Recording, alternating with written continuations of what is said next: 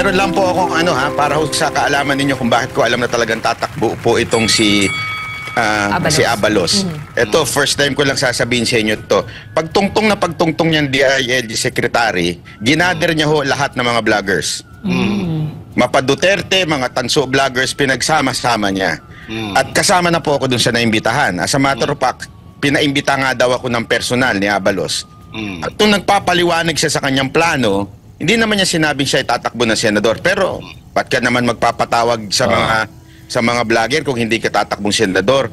Kaya lang nakita ko na kagad yung plano niya at yung kanyang style, sabi ko, out ako dito. At hindi mo masikmura, ha? Hindi ko masikmura Sabi ko, epal masyado to Alam mo, pwede tayong tumulong dun sa alam natin makakatulong sa bayan. Correct. Wala naman pong masama dun. Kasi ako, as long as makakatulong ka sa bayan, why not? Diba? Kahit anong partido ka pa. Kung gaganyanin mo, nakita ko na sa simula pa lamang po, magagalit po sigurado sa akin yung kumontak sa akin doon. Pero sa simula pa lang, nakita ko na kagad yung bida-bida niya. Yung ang hilig niyang... Ugali niya yan Ang hilig niyang ikunin yung credit kahit hindi naman siya. Credit grabber. Oo. So sabi ko, naiinis ako. Alam niyo, hindi ho tayo magpapakatuwi, Siyempre, kung kailangan ng tulong at makakatulong ka, bakit hindi ko tutulungan? Diba? Kumpara naman sa bayan, bakit hindi? Pero sabi ko, nung nakita ko na kaagad, sablay na po. Doon pa lang, sabi ko, simula pa lang po ito ng kanyang Pagkupo niya, sekretary. Pagkupo pa lang niya, pinaplano niya na po na tumakbong senador. Ganun, sabi ko, ganito siya ka-obsess. Sobra. At mako-confirm naman yan sa mga kaipalan na ginagawa niya at yung mga self-promotion niya. Nasa Black Rider teleserye siya. Yung napakalaking billboard na... malaking bayad yun, ha? Malaking bayad yun. Akala yung pinarayaran yun. Akala ko ng iba na kaya siya napasok dyan, na-imbita siya. Hindi, may bayad po yan. Malaki ho talaga bayad. Pero para tayo sa bayan Hindi, pero alam nyo, sabi ko nga isang beses lang tayo mabubuhay sa mundo na ito. Lahat ho tayo mamamatay. Lahat ng pera, lahat ng fame, lahat ng meron tayo mawawala yan sa lupa. So, ang maiiwan lang dyan yung memory na ang ginawa mo. Napaka-importante niya. Kaya tayo naiinis sa mga ganyang klaseng galaw na alam naman natin. Ngayon, eto lang kaya ako nagpatay ng camera. May mga tumatawag na mga general at sinasabi nila, salamat naman. Yun lang. Salamat naman. Hindi ko na lang sasabihin kung saan ho ito. Sa AFP ba to, PNP ho. Correct. Nagpapasalamat sila sa mga nanindigan ho. Hindi lang ho sa Banateros, pati ho sa buong KOJC, sa buong SMNI, nagpapasalamat po sila kasi sawang-sawa na ho sila Alam nilang pinaglalaruan sila ng politiko. Marami dyan, career officer ho yan Siyempre, eventually, ang kanila lang, siyempre gawin lang yung trabaho. Ayaw nilang madamay, pero nadadamay po sila. Tama yun. Tulad ng sinabi na, yung pagiging professional sa kanilang trabaho. Kaya ako, nalulungkot ako mga kapatid. Para dito kina Jean Fajardo at saka si Catherine De La Rey. Grabe. Yung kambal tuko na tagapagsinungaling ng PNP, na anong tawag ito? Nalulungkot ako because Jean is supposed to be a lawyer, di ba? Si Pardo. Pero yung you will parrot whatever Marbil and Torre are saying. Para kang parang I don't know. Anyway, tapos na yan. I just hope they will learn their lessons, Kasi akin po meron lamang po akong panawagan sa mga nanonood po. Lalong-lalo na kayo sa social media. Ito ang tunay na people power. Pag lumabas po sa mga mainstream media na sinabi, sumuko o kaya nahuli, sagot po kayo doon. Hindi totoo yan. Yun ang tunay na people power. Comment kayo. Mag-comment kayo. Huwag nyo namang mumurahin. Baka mamaya mablock kayo o maano. Basta i-comment nyo lang. Fake news yan, hindi totoo. Kasi ngayon daw, lumalabas sa ilang mainstream, gano'n na nangyari. Hindi, alam mo, sigurado kargado yan sigurado po yan, kakargahan yan, walang iba kundi yung gustong magkaroon ng credit. Diba? Alam na natin kagad kung sino yung gusto mag-credit dito eh. At alam mo ako, may konting awa nga ako kay Payasong Torre. Kasi siya yung nagpagod, siya yung nagmukhang tanga, siya yung paikot-ikot dyan. Tapos nung credit na, Wala ginagawa nung boss niya. Oo. Di ba? Tuwa ko sa'yo, Torre. Mabibuisi talaga ako, pambira. Ikaw yung araw-araw na paikot-ikot na, nagmukha ka ng tanga, namura ka na ni Boss Dada. Tapos biglang yung credit, kaya ay Abalos. O isipin mo, Kita no, mo na. first day pa lang, sinabi ni Abalos, nung iniipit siya ng interview ng mainstream media, sabi niya, hindi. Diskarte yan nila, diskarte lang ni Marbilla at saka ni Torre. Nilaglag. Walang kinalaman dyan, walang kinalaman ng presidente, sabi niya. At saka yan, meron nagsasabi dito na nilabas daw sa isang istasyon na nahuli sa loob ng compound. Hindi po nahuli sa loob ng compound. Sumuko po mismo sa ISAP. Sinungaling naman Okay. yung network na yan, Banat Bay. The ABS, unang-unang nag-break pa sa Hindi, ang ABS. fake news niyan, si GMA, nagpasabing fake news daw, pero sila naman ang fake news. Oo, ganun din na si Kasi GMA. ganyan yan hindi magtatanong yan, pagka hindi nila alam, basta lang magre-report. Tapos tsaka nilang nila babawiin. Di ba? Correct. Ito nga, sinabi nga mismo ni Torre, hindi niya nga alam eh. So kung siya na mismo. ito na lang, common sense eh. Yes. Kung may utak kayo mga taga-GMA at taga-ABS, kung may utak kayo, sinabi ni Torre, hindi niya nga alam. Kung alam niya, edi sana sa loob. Yes. Sinabi niya, alam ko, nandito, sumuko, edi nasa loob. Alam mo eh. Wala nga Hindi niya siya nga alam alam. eh. Oo. So ibig sabihin, common sense tells you na hindi sa loob ng galing. Saka hindi naman talaga siya nang galing doon sa loob.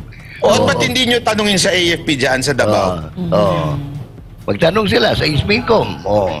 Tapos yung caption ni Abalos, nahuli. Fix up lang naman nila ni Atty. Torion, Pastor Kibuloy, at ng isang tao doon. Paano ba yung paniwalaan na talagang nahuli? Kalmado at ano naman yung pagiging, ang demeanor nila doon sa picture na yun. At yung litrato na yun, hindi naman talaga mag-tell ng the whole story. Yes. At saka ang usapan dyan, tahimik lang dapat. Of course. Walang kaya nga, ako, I was holding my punches as early as 1 o'clock in the afternoon. At saka ito, sabi ko nga sa sobrang ni Abalo, sa sobrang niyang pag-iepal, yung tahimik na yon para sa kanila din yun eh. Para sa mga pulis na naandoon. Yes, Correct. yes. Kawawa yung mga pulis na naandoon na nagtambay. Kawawa yung ground commander nilang napayaso na si Torre. Mantakin mo, nag-spend siya ng so much time. Di sana pwede namang graceful ang exit nila. Di ba?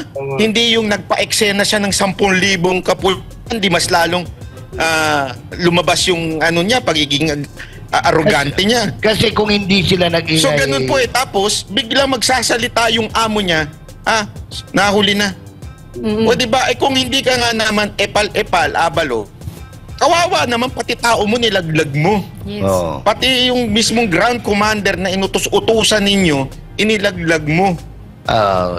Isipin mo, 260,000 yan, walang boboto sa kanya. Yung mga pulis, buong bansa.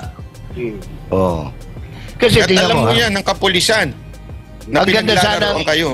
ang ganda sana ng graceful exit nila ng mga tao niya. Hindi lang si Torre, kundi sila Patay, sila Hansel, no? Kasi kung sinikreto lang yun, bata, na nasa custody na. Ganito gawin nyo. Sana, nakagawa pa sana ng dahil po sa mga panalangin, kininig namin yung mga panambitan ng mga taga-KOGC for humanitarian reasons, we are pulling out. Tama. Diba? Tama. We are abandoning the KOGC. Diba, bida pa sana siya. Hindi, kahiyan pang inabot ni Torre dahil imagine mo, tinatanong siya ng mainstream media at ng mga vlogger. Sir, Wala alam. Sabi niya, wala akong alam. Yeah. Alam niyo sir kung ano ang istorya nangyari dyan? Yan yung naalala ko talagang istorya nung panahon ng ni Moises at ng Ehipto. Kung mapapansin niyo doon sa time na yon, ilang plagues po ang dumaan doon. At sa Biblia po sinabi, hindi ho sinabi sa Biblia na pinatigas ng puso ng demonyo itong Pero. Hindi ho. Diyos po ang nagpatigas ng puso ni Pero. Bakit po? para umaabot ho doon sa, kasi meron ho yung meron ho yung meaning, even yung pagtaas ng baton ni Moises, may meaning po yan sa New Testament. So everything has a reason kung bakit nangyari. Ngayon, ano ibig ko sabihin?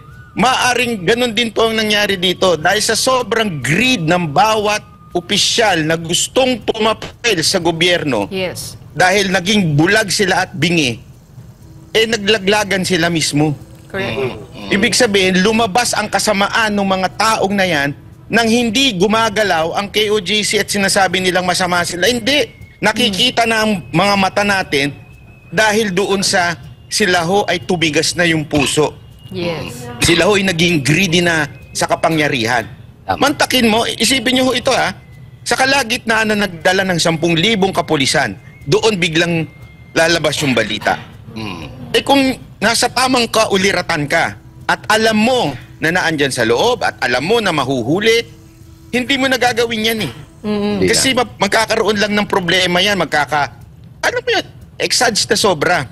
Pero naging wala sa circle, ika nga si Torre. So nagdala siya ng maraming tao. Mas lalo ngayon na emphasize sa social media. Tapos biglang sasabihin nandoon. Di ba? Sasabihin sumuko. Sandali.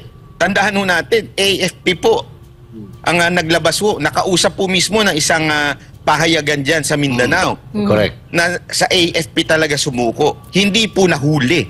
So nagmukha silang tanga doon sa kanilang pagiging greedy. Yes. Pero Boss Banat, Boss Jay, ang mas nagmumukhang tanga dito, si Presidente Bongbong Marcos. Yes. Numero uno. Ito, nakita natin how weak he is. Wala siyang control sa mga tao under him. Kasi dapat, ang unang nakaalam ng pangyayaring ito, at dapat nga muna, ang unang nagpalabas ng Statement. Statement, dapat yung Presidente, inunahan pa ngayon ni Abalos. Diba?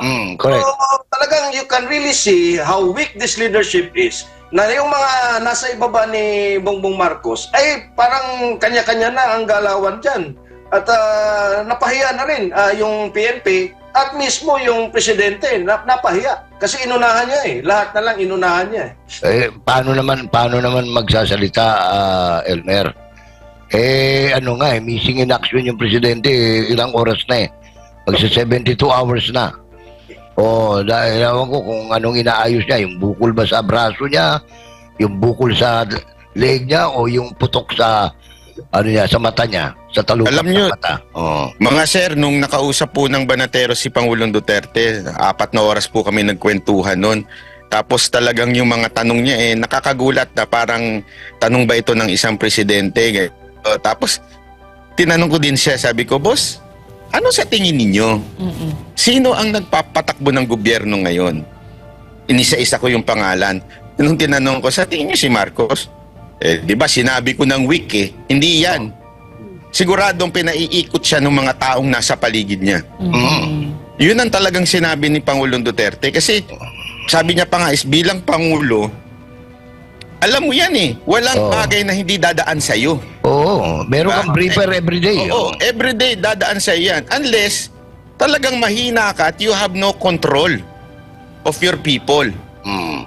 Di ba, yung nga sinabi niya sa akin, di ba, sinabi ko na sa inyo yan weak yan Alam mo, ganun talaga nakikita ko dito Siguro, kung meron mang briefer, hindi niya binabasa. Kung, baka naman, sasabihin lang sa kanya ng asawa niya, huwag ka na magbasa, ako na, bahala dito. Baka ganun lang ginagawa abogada ako alam ko yan ako nang bahala dito, magkano ka na lang dyan. Enjoy ka lang dyan. Baka ganun na nangyayari. Parang It is not kawawa far-fetched. tayo It's not far-fetched. Kasi yung operation na ito, dapat meron niyang war room almost 24/7 naka-operate yan yung satellite communications mo among the law enforcement. Ano nang nangyayari diyan? Meron na bang update kung saan? Dapat meron yan Pero yun na nga, yung command conference nga ng NDRRMC na tuwing babahas, wala nga siya Ilang araw pa mag-command conference At least alam natin kung sino nagpapatakbo. Saan ka naman nakakita magtutrooping the line. Dapat ang commander-in-chief, sino ang nagtutrooping the line? Yung pinsang buo niya. Tama. si Speaker Martin. Si Speaker po ba, hindi ba si Kim Il-jung? Hindi po ba yung presidente ng Korea? Kamukha nga pati lakad Ganun ang angas niya Parang siya na ang diktador na... Parang ganun Parang ganun Tapos sumaludo. Sumaludo pa, parang commander-in-chief. Walang ano lang siya. Kinawatan. Kinatawan lang siya. Mga boss, basahin ko lang ito isang comment, no? Habang nga tayo nag-discuss, sabi dito, isa sa magiging resulta ng palpak na operasyon ng PNP at DILG, ang tuluyang pagbagsak ng PNP ay ganap na pagkasira ng institusyon dulot ng mga isyu sa korupsyon, maling gawi at kawalan ng tiwala ng publiko. Magkakaroon ito ng seryosong epekto sa pagpapatupad ng batas, pamahalaan at kaligtasan ng publiko. Mas titindi ang pagkwestiyon sa integridad at bisa ng kapulisan, lalo na sa paghawak ng mga sensitibong operasyon o pakikitungo sa publiko. Ito yung ito yung ang description ko nito, Elmer Banat. Itong nangyari sa KOJC. Ito yung number 1 personification ng tinatawag sa Bisaya na English. Ang tawag nito palpacation, no? Palpacation. Ako po, mga kababayan, gusto ko lang sabihin sa atin lagi ho tayong magkaroon ng pusong inclusive, wag exclusive. Napakarami pa pong pulis natin ang matitino. Yes. Ako naniniwala ako dyan. Sa matter of fact, di ba, habang nag-live tayo, sabi ko nga ho sa inyo, may tumawag na general sa akin at natatawa ho siya sa nangyari. Kasi alam niya ho yung nangyari. Sabi ko sa inyo, alam niya ho yung nangyari. At tawa lang siya ng tawa, papasalamat niya sa hindi ko alam kung sinabi niya sa akin yun para magpasalamat sa inyo lahat. Pero ibig sabihin po, maraming matitinong pulis. Yes. Binaboy lang talaga ni Torre. Kaya nga Binaboy lang po ni Torre, binaboy lang po ni Marbil, pero marami pong matitino pulis tayo dyan. At maging ang AFP. Yes. Alam nyo po, ito, nung ako po'y nandyan sa Davao, alam ko po ang nangyayaring kaganapan sa nasundaluhan natin at yan pong dyan. Sila din ho ay busit po sa nangyayari. Tama. Sila ho'y nagsasabing, bakit ganito ang nangyari. Kaya nga ako, nung nagsalita na po ako at pinagkatiwalaan nila na sabihin ko ito, dahil nga ayaw nila yung nangyari. Nabastusan sila ng sobra doon sa ginawa. Kasi ang ayos ng usapan. Yes. Nagtiwala ang KOJC sa mga sundalo natin. Nagtiwala sila Tapos, bigla mong ilalabas ng ganyan, na palalabasin mo na huli. Sino ang masisira sa usapan? Ika nga. Walang iba kundi yung kinausap at pinagkatiwalaan ng KOJC. Ganun ho itong mga politiko sa pamumuno. Ayan, yung tatlong hudas dyan, di ba? Alam niyo yung kanta, tama-tama na ngayon, Pasko na, di ba? Yung tatlong hudas, di ba? Kung may tatlong hari, may tatlong hudas. Ayan si Marbil, si Abalos, at saka si Torre. Yan, maboy ng PNP natin. At saka binaboy din niya yung kanyang ang Office of the President kasi pinangunahan nga din niya mismo yung presidente at it reflects na talagang walang control itong pamunuan ng bansa natin. Naalala ko tuloy nung nung lumabas yung Pulburon video. Si Abalos din ang noon nagbida-bida. Sabi niya sa tenga, yung tenga-tenga. O pag AI daw, deep fake.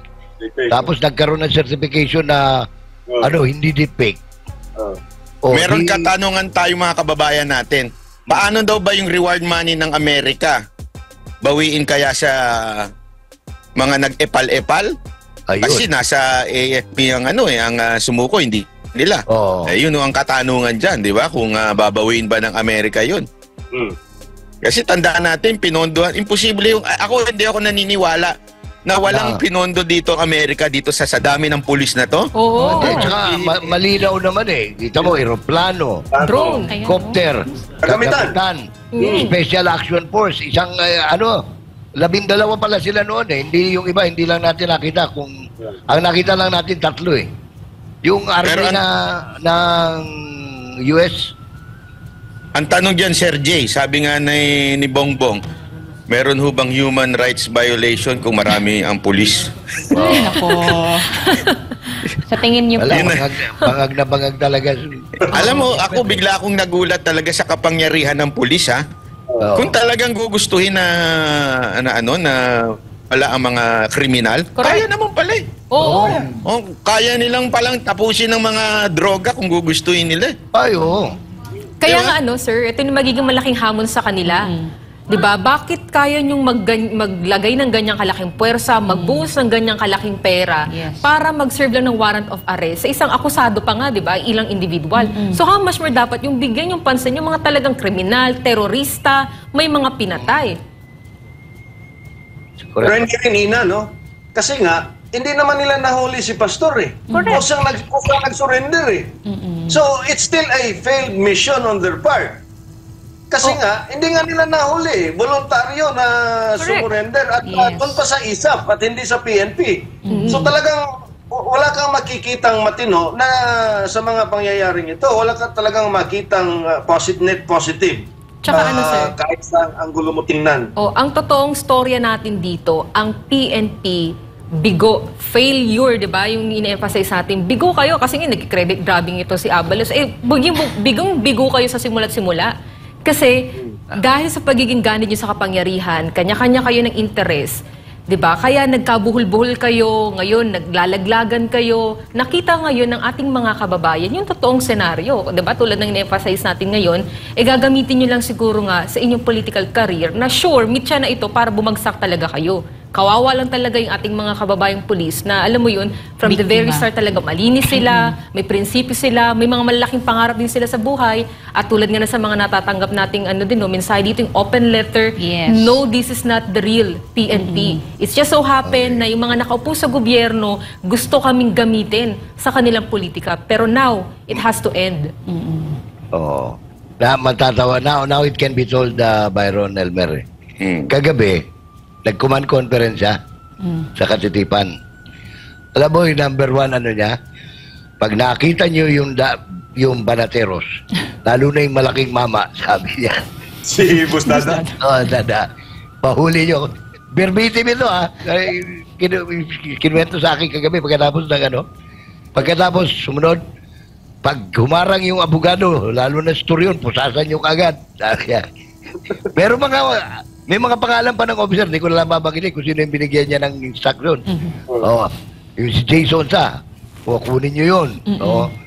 At saka meron pang isa, sabi niya, yung nakasalamin na Banateros.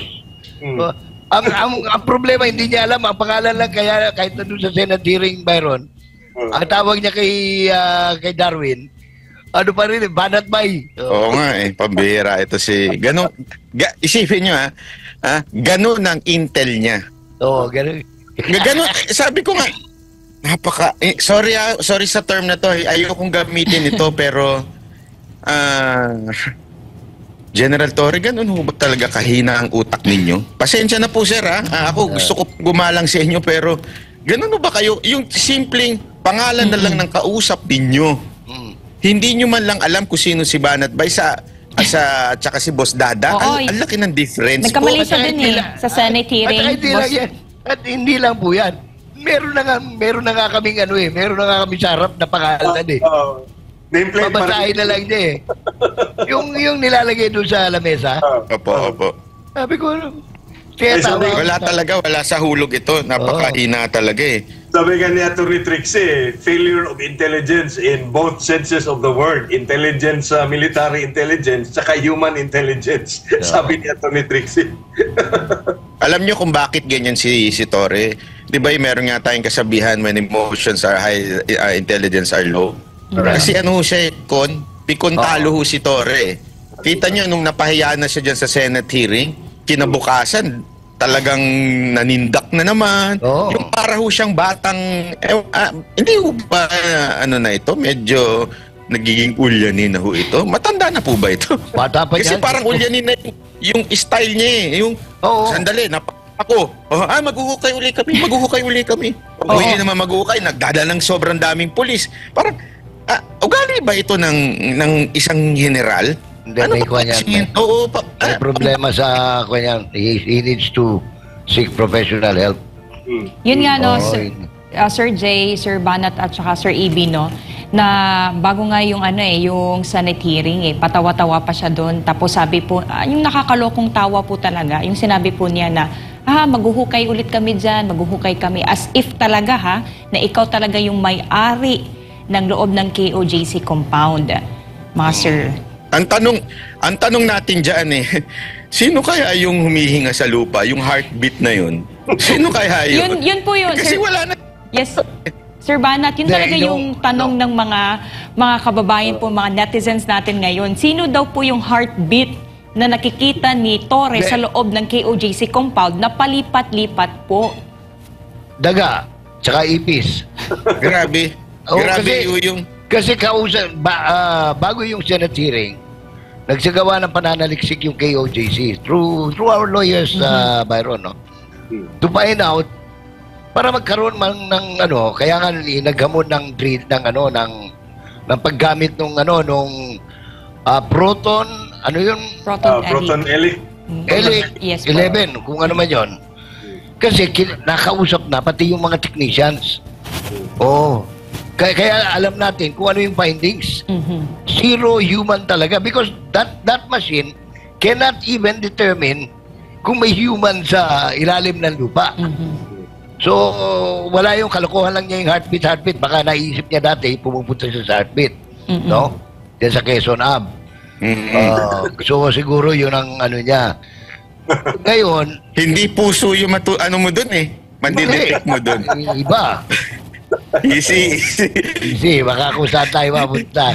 Sir, Sabi ko depende kung pupunta siya sa taas o doon sa forest sa baba. Sana. Nako, mahirap yan. Baka mabuking tayo dito. Anyway, sir, eto, meron lang akong gustong idagdag. Kasi may mga nagko-comment dito. Patunayan ninyo, ilabas ninyo yung picture na sumuko sa ISAP. Yan ang sinasabi ng iba. Alam nyo, ang ISAP, tahimik yan. Hindi. Diba? Wala kayabang-yabang yan. Sino ang epal dito? Di ba si Torre at si Abalos? So balik ka rin natin ng istorya. Kayo ang maglabas na nahuli nyo sa loob ng compound. Kasi kayo ang epal Mahilig kayong pumapil Ang ISAP hindi po pumapapil yan. Hindi ho yan nagsasalita. Alam mo nyo yan. Yan ho yung mga profesional. Hindi yan maglalabas ng picture. Hindi yan kukuha ng picture. Hindi yan katulad nung kay Alice Guo na siniraan tapos magpipicture kayo ng nakaganon. Papagrupi, di ba? Kayo ang Waki ba, epal. waki? Kayong mga PNP official. Nakita mo ba yung video? Oo nga Nakakala mo mga manyak yung putragis. AI po hata yun, yung mock-up. Yung gawa na lang po yun. Gawa na lang yun. Ang dito, sila yung mapapel So sila dapat ang maglabas ng picture na nahuli ninyo yung tao sa loob ng compound. Sa dami ninyo nagpipicture ng mga pulis dyan. Lahat nga ng mga vlogger dyan, mga banateros dyan. Feeling ko, may kopya na kayo sa mga jowa ninyo ewan ko, pinipicturean ba nila dahil nagwagwapuhan sila kay Boss Dada, kay Coach Oli, tsaka kay Master J, at saka kay Jay, hindi kasi pinipicturean talaga sila So, imposible na wala kayong picture na nahuli nyo sa loob ng compound. Huwag niyong baligtarin. Ang ISAP hindi gagawa ng ganyan. So kayo magpatunay. Nagsalita na nga si Torre, wala siyang alam. Yun na nga Alam niyo mga sir, kawawa Yun ang problema ni malaki. Sa sobrang epal-epal ni Abalos, hindi man lang niya sinabihan na, Torre, sakyan mo na lang sasabihin ko sabihin mo lang, nahuli dito. Ang sagot niya, wala kaming alam. So ibig sabihin, wala doon sa loob. Doon na lang kayo magtanong kay Secretary, sabi niya. Yun yung post wala niya. akong alam. Kasi common sense Kaya nga, hindi, alam mo ito nadidisappoint ako sa mga media natin ngayon. Correct. Ewan ko bakit hindi na ba sila marunong mag-research o talagang ang laki ng budget nila?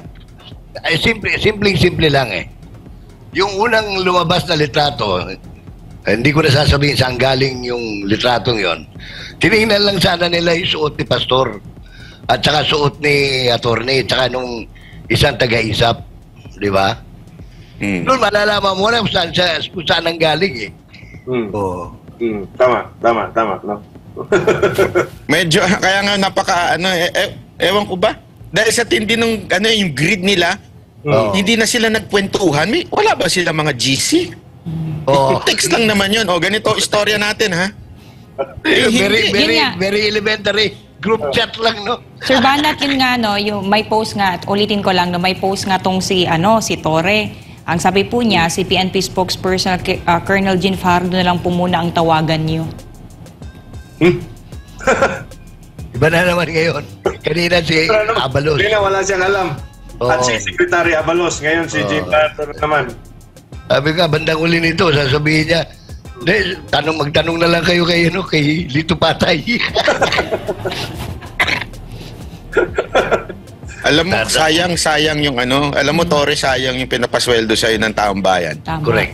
Kasi yung intelligence mo, wala. Sabi nga, in both senses, Oo. Wala talaga kawawa naman kasi alam niyo, sigurado ako magkano kaya ang ginastos dyan sa operation. Ay, malaki. Malaki yan. Kung tama yung intelligence, that's 10 million a day. Sa dami ng So, may almost 30 days yung operations na yan. Adyan mo ilang daang milyon yun. Tapos ma-expose na din yung kung sino mang mga pribadong individual ang tumulong kay at dapat ma-question din yan yung kanilang motibo. Ba't pinahiram, anong kondisyon, mga ekipo na ginagamit. At inamin niya ni Torre doon sa hearing, di ba? Oo. Malalaman nga kung totoo yun, ha? Pero sabi ko, mabilis ako sa meron siyang hawak-hawak na folder, nakita ko, may mga, alam mo naman yung yung logo ng Amerika, di ba? Pag kukuha ka ng passport, ng visa, di ba? Yung eagle. Ako may payo lang ako kay Torre. Kung ako sa iyo, Torre, ilaglag mo si Abalos. Ilaglag ka. Diba? Tama. Sabihin mo lang. Hindi namin sa compound na huli. Pati Amerika, ilaglag niya. Boss Banat, pati Amerika, ilaglag niya. Laglagan na lahat. Ay kasi, anyway, nilaglag ka mantakin mo, araw-araw ka dyan, ilang araw ka dyan, pagod na pagod. Araw-araw kang pinapahiya ng mga banateros dyan, mantakin mo, araw-araw na pagpunta mo dyan, araw-araw ka naman laman ng vlog namin. Di ba, napahiya ka na't lahat. Ang nag-credit pa si Abalos, pambihira, Minura. Iba yun. Ako nagulat ko Minura ka na ni Busdada tahimik si Abalos noon Dinay pa nga, nakasali siya dyan Tapos biglang, ako ang nakahuli. Wow. Alam mo, General Torre, may pag-asa pa na mabagong imahe mo, ilaglag mo lahat ng boss mo dyan na nagtutok. Tama yun. Mababawi yan. Tama. Agree. 100%. Tutulungan pa kita. Gusto mo, magkita pa tayo Mag-Paris tayo sa Pasay para ma-meet mo rin yung kahawig mo. Para malaman talaga, di ba? Sabihin natin na hindi mo talaga kahawig, di ba? Wag tayo. Pero aminin mo, ano ba talaga nangyari dyan? Di ba? Kasi tandaan mo, pag tumakbong senador yan, wala na. Bye-bye ka na. Wala na, bye-bye na. At even ngayon, kahit ngayon, Boss Banat, wala na nga wala na yan. Laglag na yan Nilaglag na nga Isipin mo, display of force siya kanina, ng kung ilang libong pulis yun, pinapasok yan, patapos yung pala, habang nagmamarcha papasok yung mga pulis, may mga usapan. Nag-uusap na pala yung tiga-isap at saka si Pastor, at si Attorney Torion. Kasi ang mahirap dito, Boss Jay, Boss Banat, paano nila i-justify yung ginawa ni Torre? At gagawin si Torre na talagang scapegoat, na kanya lang yun. Intelligence niya yun, wala kaming alam, operational strategy kay Torre yan, wala kaming alam dyan, at sinuportahan na lang namin siya. Ganon sigurado. Siya ididiin dyan. Para lang po sa kaalaman ng lahat dyan, kaya wag ko kayo magagalit kasi may mga nagagalit dyan na bakit hindi gumagalaw ang sundalo. Matagal na po merong nangyayari na hindi lamang po nalalaman natin. Kaya nga maniwala po kayo sa hindi kakampi ho natin ng mga sundalo. Tahimik lang po, wag muna tayong kasi marami ho sa atin na nagre-react agad tulad nung nagalit kay Senator Bato, bakit ganyan daw siya. Ito yung panahon na kailangan natin magsama-sama. Wag ho natin kasi i-divide tayo, may mga papasok na yan ang purpose nagpapanggap na kunwari Duterte supporter pero manggugulo, sisiraan si Bato, sisiraan ng mga sundalo. Bakit walang ginagawa mga Duterte? Ba't walang ginagawa ang sundalo? Meron pong ginagawa, hindi lang pwedeng ilahad. Matagal gumagalaw po ang mga sundalo natin noon pa lang sa mga unang raid na ginawa ng PNP. Personal ko po itong alam at sana po ay pagkatiwalaan natin. Mga profesional po itong mga sundalo natin. Hindi po sila mahilig sa media. Lahat ng kanilang galaw ay patago. Hindi ibig sabihin illegal ang ginagawa nila ha. Kasi sa kanila, Professional. sila ang pinaka-protector ng saligang batas eh. They follow. Ayaw po nila ng bloodshed na magaganap. Yan o ang actually yan ang pinaka-sinabi nila eh. Ang says dito that there were no bloodshed na nangyari. Yun ang talagang busit sila kung bakit on the spot inilabas. Hindi man lang, wala sa kumpas, ika. Tsaka mali pa, sinabi pang nahuli. Oo, paano kunwari, halimbawa lang, buti na lang, hindi ganun ng mga taga KOJC. Kung nagwala ang mga taga KOJC, at that time na nandyan yung mga 10,000 pulis, sinabi ni Abalos na nahuli, sasabihin pa nila sa compound, kung biglang umatake yan, yung mga taga KOJC, buti na lang, hindi ganun yung mga taga KOJC. Matitinong tao yan. Pero kung iba yan, delikado yung ganong klaseng galaw ni Abalos. Imamabseron, no? Oo, so... Saka ito na lang, Boss Banat, no? Boss Jay, no?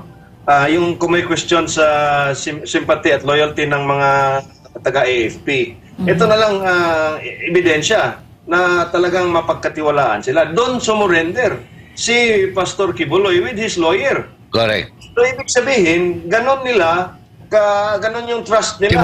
Tiwala. Tiwala nila sa ating AFP. So, pagka kine-question ninyo yung loyalty ng AFP, yan na lang muna ang titingnan ninyo at yun ang pruweba na mapagkatitiwalaan pa rin sila, yung AFP natin. At ang ano nga ho natin dito mga kababayan, mga troll po yung nag-message ng ganon. Wag ho natin, kasi tandaan ho natin sila na nga ho yung kakampi natin dito. Baka mamaya ma-turn off pa sila dahil binabanatan sila. Tahimik lang po silang gumagalaw. Tahimik lamang po silang nakikipag-usap. Ayan, magtiwala ho tayo. Correct. Eto nga may comment nga dito Sir Banat, Sir EB at saka Sir Jay, Davao City, persona non grata nyo na si Torre at mga alipores niyang mga ubod ng sinungaling. Kasi yung mga nagko-comment po sa atin dito, nakikinig po sa atin ngayon, sa ating SMNI special coverage, nanggigigil din po sila mga sir sa mga nangyayari sa mga kasinungalingan na ginagawa ni Torre. And for kasi alam naman natin as KOJC missionary din, yung mga ginagawa na pangaharas, yung pambababoy ni Torre sa loob ng KOJC compound. Siyempre, yun, umalis na sila ngayon, lilinisan na yung ganun. Pero siyempre, naiiwan pa din yung mga alaala dun, Master, sa loob ng KOJC compound. Kasi biruin mo, magalos 2 linggo sila dun at hindi po madali yung nararanasan ng mga KOJC missionary sa kamay ng mga kapulisan dun sa loob ng KOJC compound. Pati babae ron, na-transyon pa. Alam nyo mga kababayan, may mga ilang pang pumapasok na mga troll na sinasabi, bakit walang ginagawa si Pangulong Duterte? Nung huling usap po namin, last week lang po, tinanong ko po yan kay Pangulong Duterte, Mr. President, bakit hindi po kayo nagsasalita? Ano po ba ang plano? Ganito. Alam niyo kung sagot niya sa akin? Sabi is, do not interfere when your enemy is committing mistakes. Yes. Yun lang ang sinabi niya sa akin. Tama yun. May panahon na gumalaw at kumilos. May panahon na hayaan mo na makita ng taong bayan yung pagkakamali. So ako naniniwala sa ganyan. Kaya magtiwala po tayo.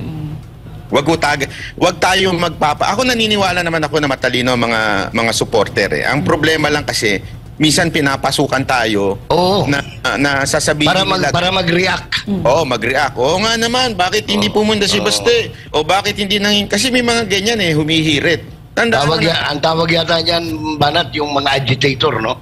Instigator. Yeah, instigator at agitator. Tama. Kaya tayo, ingat tayo. Kaya nga sinasabi kong paulit-ulit ito kung hindi confirm ang isang balita, lalong-lalo na ang magko-confirm naman ito ay SMNI, wag ho tayong magkwento agad-agad. Delikado po kasi, marami po kasi dyan, pansinin nyo, bigla magpapasok ng kung ano-anong issue, and nadi-distract yung yung talagang tunay na issue. Okay? Bakit to nila ginagawa yun? I don't know, for personal reason, or baka naman, talagang partiho sila ng kalaban na kunwari lang kakampi pero bigla magpapasok, wala sa kumpas. Alam niyo yun? Ako, naniniwala ako dyan kasi yan po ang isa sa mga tinanong ni Pangulong Duterte sa akin bakit si ganito? Alam niyo yun? Kasi nagtataka, kasi tandaan natin, ang kumpas ng mga Duterte napaka-importante. Ang galaw ni PRRD at ang galaw ni BP Sara Duterte, basahin natin. Intindihin natin kung saan ang kumpas nila. Kasi remember, hindi pa pwedeng reklamo lang tayo ng reklamo. At hindi basta-basta gagalaw ang sundalo. Hanggang walang leader na nakikita. Kaya antayin natin yung leader, yung kumpas ng ating leader. Kung ano yung galaw, doon tayo. Pag gumawa tayo ng iba-ibang kumpas, naniwala tayo sa kung ano-ano, at naniwala pa tayo sa mga chismis na sinisira ng mga Duterte, bakit hindi gumalaw, madi-divide ho tayo. Tama.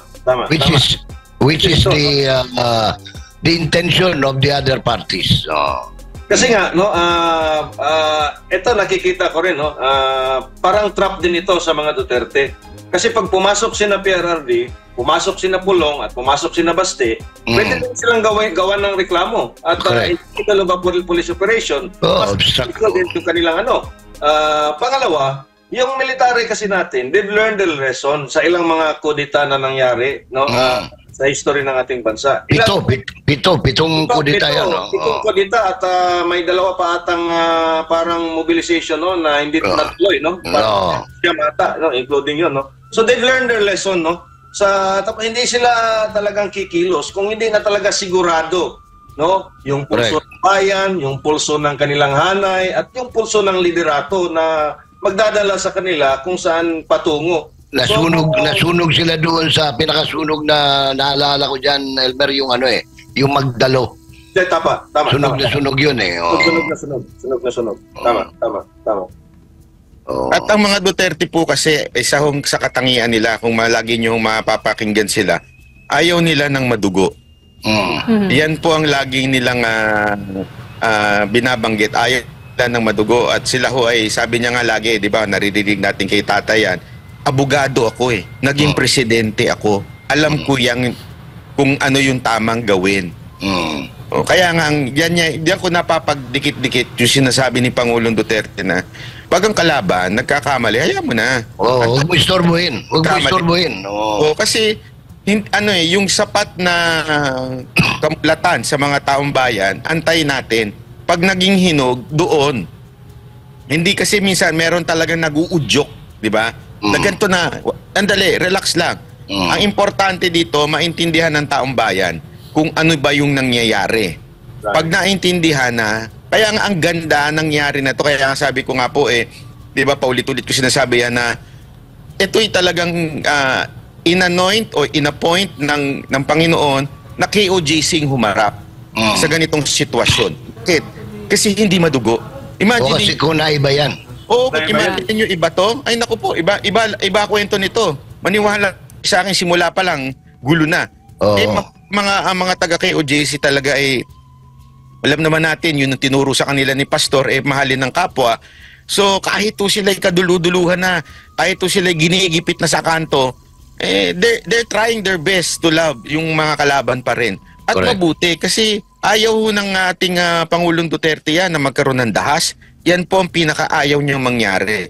At salamat talaga sa KOJC.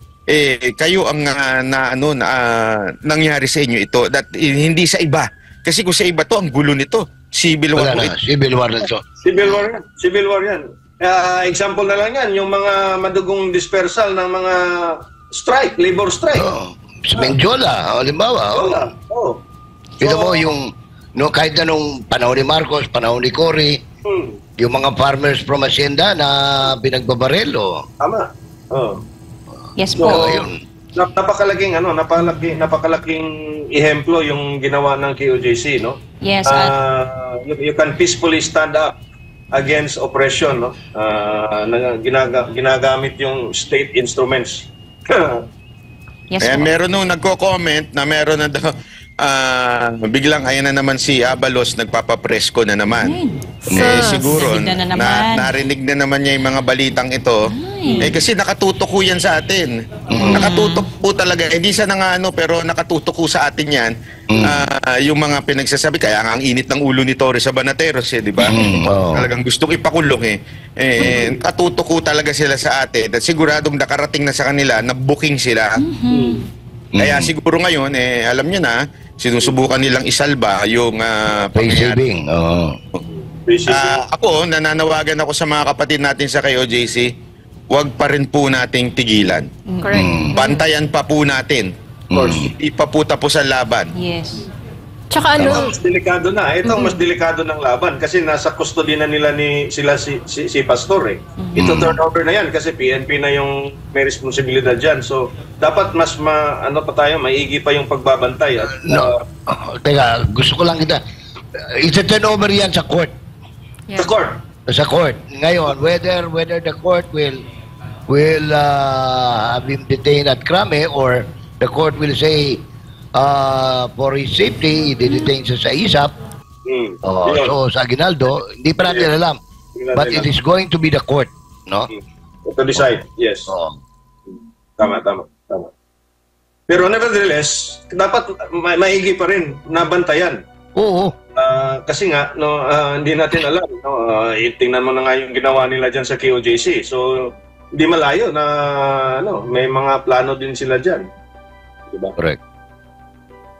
So anyway, it's both a win for KOJC and a big loss for the government sa nakita ko dito. At pero ultimately yung pinaka-winner nito, Boss J, Boss Banat, no? Ang taumbayan, ang Pilipinas. Yes. Tayo ang ultimate winner nito eh. Kasi nahubaran na nga yung tunay na Ang hanggang SMNI po ba hindi imbitado sa press con ngayon ng ni Abalos? On the way na po yung team natin doon, sir.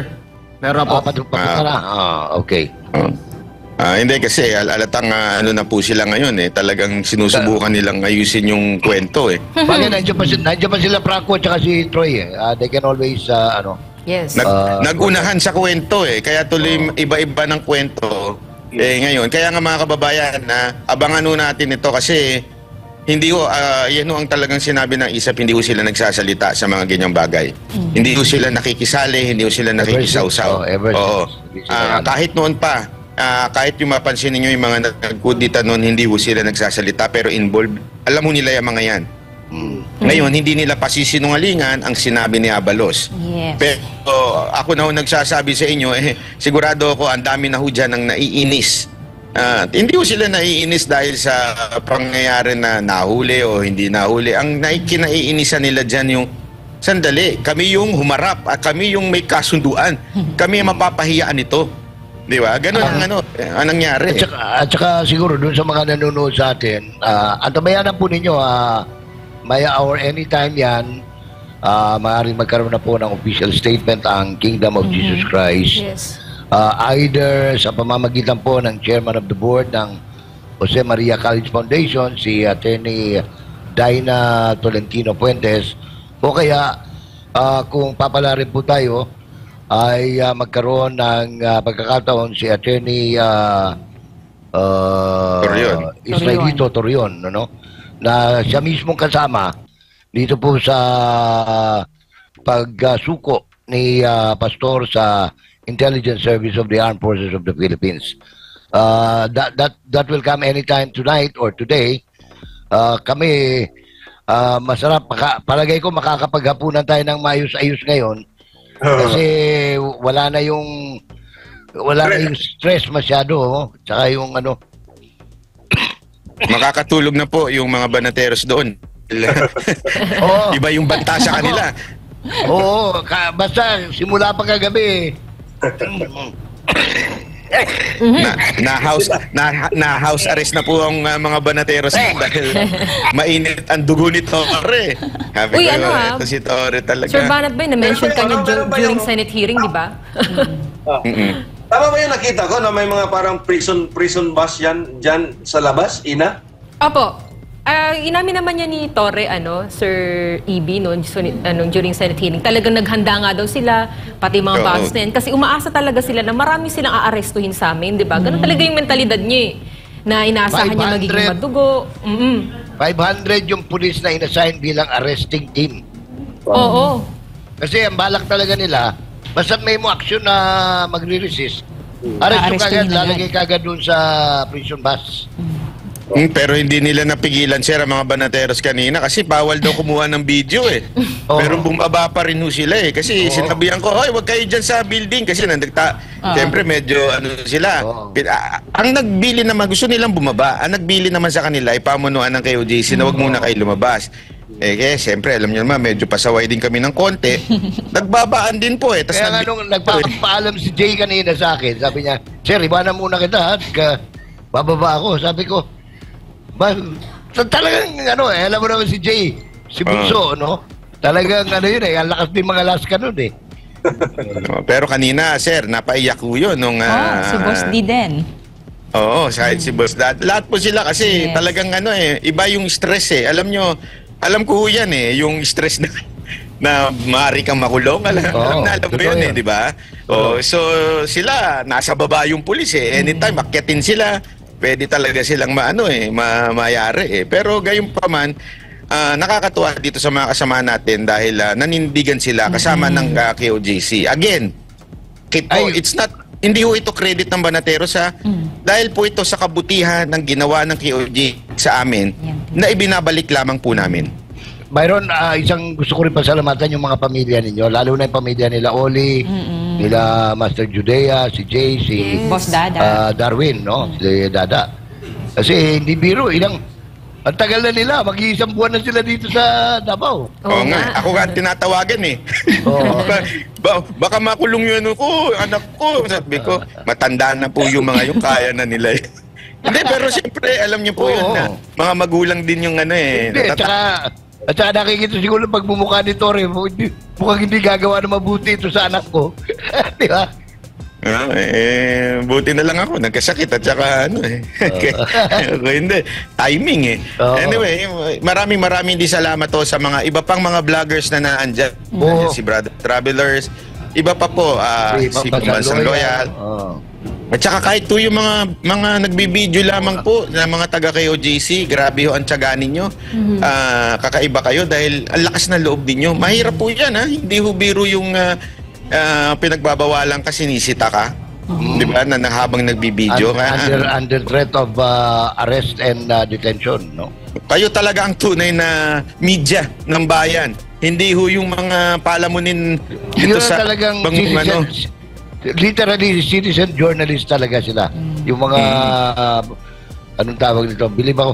Kahit na yung mga dumating na galing pa ng Maynila na mga independent vlogger na problema nila nung kagabi, kagabi ba? O nung isang gabi. Yung saan sila matutulog, sabi nga ni Oli, sige, ako nang bahala sa inyo. Kasi wala silang matulugan nung primerong gabi eh. Yan. So salamat sa mga vloggers din. Mga Sir Bali, di ba marami ang sumakay na mga politiko dito sa issue na to ng KOJC? Sa naging development ngayon, sa tingin niyo po ba titigil ang mga kritiko or mas dadami pa ang mga epal dito?